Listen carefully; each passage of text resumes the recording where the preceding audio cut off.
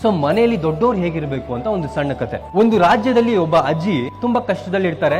ರಾಜನ ಸಭೆ ನಡೀತಿರುತ್ತೆ. ಆ ಸಭೆಯಲ್ಲಿ ಹೋಗಿ ರಾಜನ ಹತ್ರ ಹೇಳ್ತಾಳಂತೆ, ರಾಜ, ನನಗೆ ತುಂಬಾ ಕಷ್ಟ ಇದೆ, ನನ್ನ ಮನೆಯಲ್ಲಿ ಒಂದು ಹಲ್ಲಿ ಇಲ್ಲ, ಒಂದು ಇರುವೆ ಇಲ್ಲ, ಹುಳ ಉಪ್ಪೆ ಏನೂ ಇಲ್ಲ, ದಯವಿಟ್ಟು ಸಹಾಯ ಮಾಡಿ ರಾಜ ಅಂತ ಕೇಳ್ಕೊಂತಾರೆ. ತಕ್ಷಣ ಅಕ್ಕಪಕ್ಕ ಕೂತಿದವರೆಲ್ಲ ನಗ್ತಾರೆ. ಬಟ್ ರಾಜ ಇವೆಲ್ಲವನ್ನು ಕೂಡ ಕೇಳಿಸ್ಕೊಂಡು ಬೇಜಾರ್ ಮಾಡ್ಕೊಬಿಡ, ತಾಯಿ ನಾನಿದ್ದೀನಿ, ನಾನು ಸಹಾಯ ಮಾಡ್ತೀನಿ, ನೀನು ಹೋಗು ಅಂತ ಕಳಿಸ್ತಾರೆ.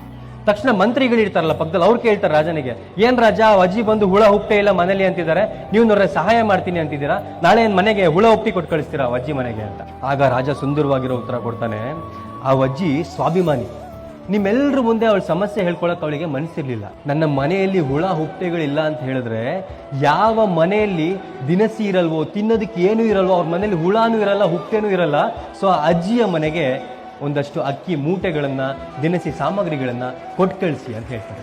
ಒಂದು ಮನೆಯಲ್ಲಿ ದೊಡ್ಡವ್ರು ಹೇಗಿರ್ಬೇಕು ಅಂದ್ರೆ, ಈ ಸಣ್ಣ ಸಣ್ಣ ಸೂಕ್ಷ್ಮತೆಗಳನ್ನು ಕೂಡ ಅರ್ಥ ಮಾಡಿಕೊಂಡು ಆ ಸಮಸ್ಯೆಯನ್ನು ಬಗೆಹರಿಸುವಂತ ಚಾಣಾಕ್ಷತೆ ಇರಬೇಕು, ಆ ಸೂಕ್ಷ್ಮ ಮನೋಭಾವನೆ ಇರಬೇಕು. ಮೊದಲೆಲ್ಲ ದೊಡ್ಡವರು ಮನೆಯಲ್ಲಿ ಒಂದು ದೊಡ್ಡವರು ಇದ್ದಾರೆ ಅಂದ್ರೆ ಒಂದು ಗಾಂಭೀರ್ಯ ಇರೋದು, ಆ ಮನೆಯಲ್ಲಿ ಎಲ್ರಿಗೂ ಕೂಡ ಒಂದು ಭಯ ಇರೋದು, ಗೌರವ ಇರೋದು.